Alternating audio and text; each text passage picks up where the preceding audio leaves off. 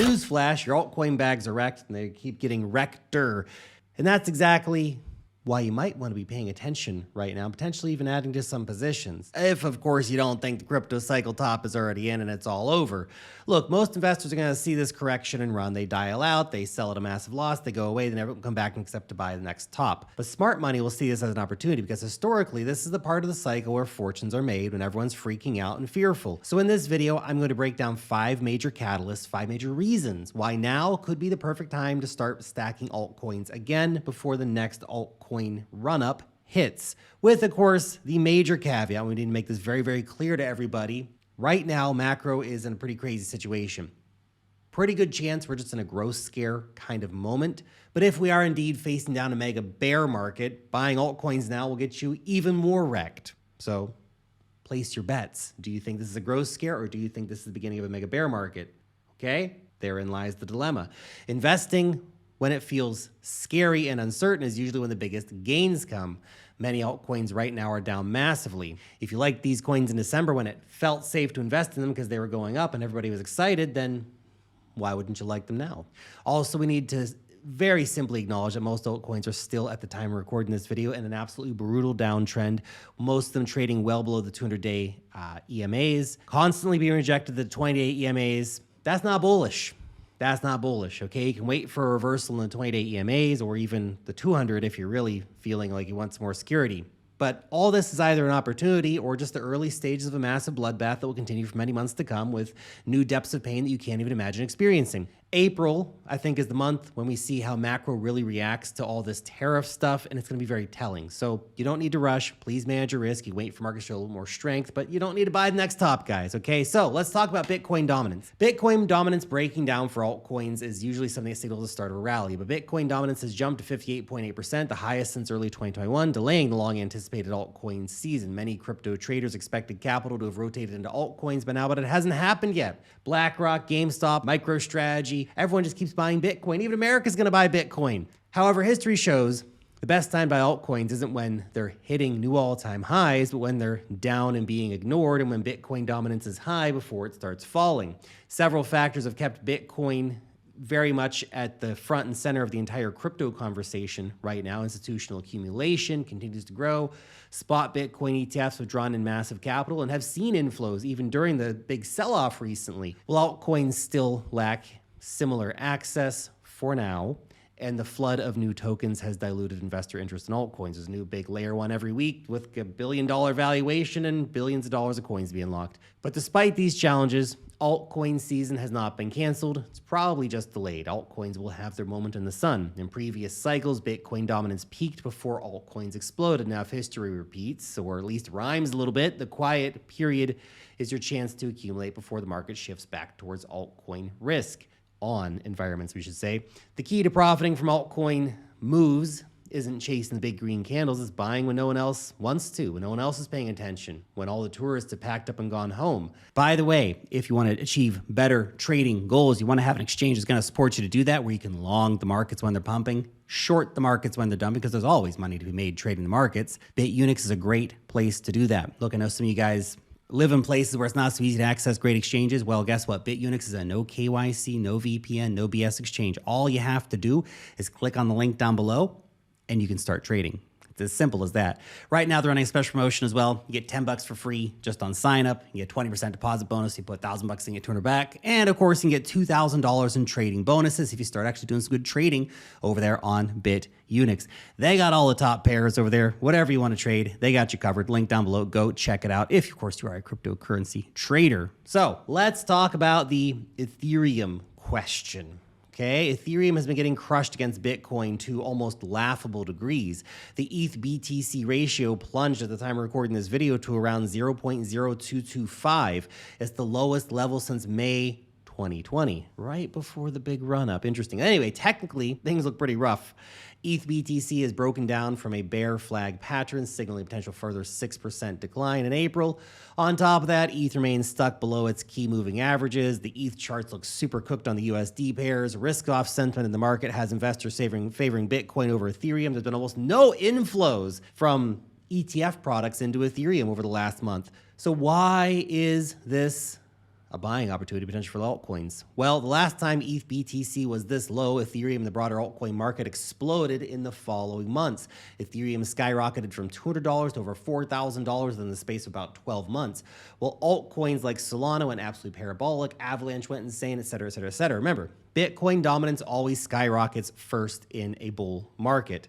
But once Bitcoin cools off, capital rotates into altcoins. So this is how it's worked before. Maybe this time is different because of BlackRock and America and all this stuff. But right now, ETH BTC weakness signals Bitcoin, of course, is leading massively. Smart money knows that at some point, money will flow down into altcoins. That just hasn't happened yet. Ethereum has historically undervalued against Bitcoin, and when this ratio rebounds, altcoins tend to outperform massively. Now, if you're looking for the best time to stack ETH, or maybe not ETH, but other altcoins, then that could be a signal for it. Assuming, of course, that Ethereum is not the crypto equivalent of Nokia, in which case stack Solana instead next, and maybe we should be paying more attention to the SOL BTC ratio these days. Anyway, the next thing we got to talk about, the M2 money supply. This is an indicator of global liquidity in the economy and has once again been tracking Bitcoin's price movements with an eerie kind of accuracy, but with a lead and Bitcoin lags behind. The market doesn't need any bullish news necessarily to pump. Oh, the news stories will come and they'll align with liquidity because that's when markets will start moving. We need liquidity as the rising tide that lifts all boats. Bitcoin's drops from 88K to 83K just at the end of March aligned perfectly with a smaller downturn in global M2 from just a couple months ago. With Bitcoin's price tracking on a roughly 3-month lag, back in December, people were already calling for, hey, we're going to see a big downturn in Q1 because of the pull out in liquidity. The recent pullback in the cryptocurrency market validates the mini rally that fails scenario on the M2 chart. If the trend holds, this recent pullback is just a setup before the real move begins, potentially starting over the next few weeks or in maybe early May, for example. This means Bitcoin may consolidate for a bit longer before the next big leg up, creating an ideal accumulation phase for altcoins right now, because when Bitcoin starts moving back into its 90 to 100K range or even breaks out new highs, altcoins are going to follow. Right now, data suggests a major BTC breakout could be, again, end of April, start of May, lasting for as long as global liquidity continues to go up. Currently, 2 months. So that means we could have a rally that goes from, let's say, the end of April into June somewhere. And of course, we can use this lag behind global M2 to follow its future movements to help forecast where Bitcoin's price action is likely to go next.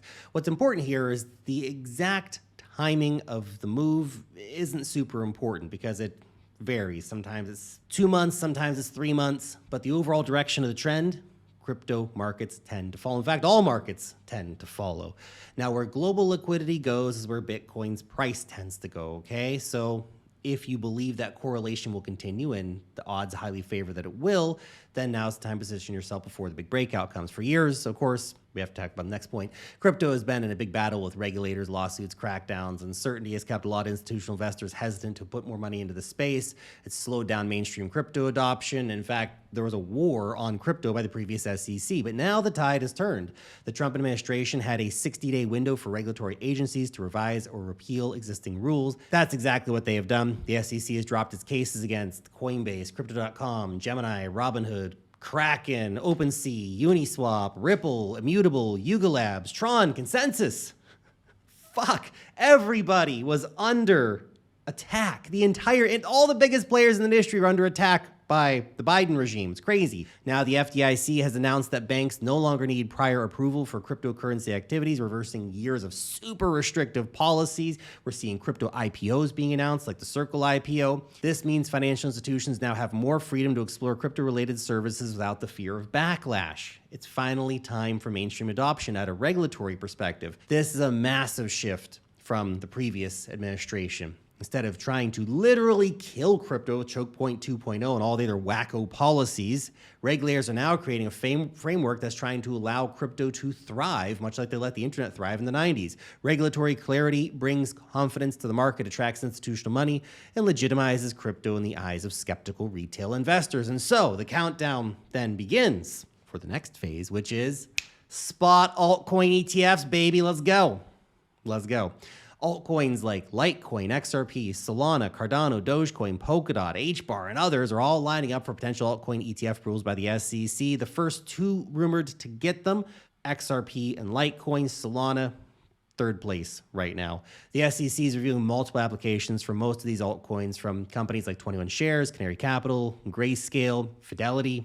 Chances of an XRP ETF approval this year have jumped to 87% on Polymarket since the case dropped against Ripple. That's the highest the probability has ever been on the crypto prediction platform. The 240-day window for approval has been kicked off for the ETFs that have so far been acknowledged by the SEC, meaning that the final deadline for the first batch of these ETFs will be mid-October. The next deadline for XRP, Litecoin, Solana, end of April. Yeah, well, that's very interesting for the end of April, isn't it? That means big things could be coming if those get approved by the end of April, but let's not get too excited. Let's see what plays out, of course. But the rumor is that we will see approvals by the end of April. If these get approved earlier, that could be the exact catalyst that the market needs right now to rally hard. Imagine if we get an XRP, Litecoin, and Solana ETF, and a Dogecoin ETF by the end of April. Be huge. If 2025 turns out to be the year of altcoin ETFs, we could be on the brink of a big sentiment shift in the cryptocurrency markets as retail investors and institutions get broad access to a larger basket of cryptocurrency ETF products, assuming that they buy them, of course. Anyway, that's it. Thanks for watching. I'll see you next time.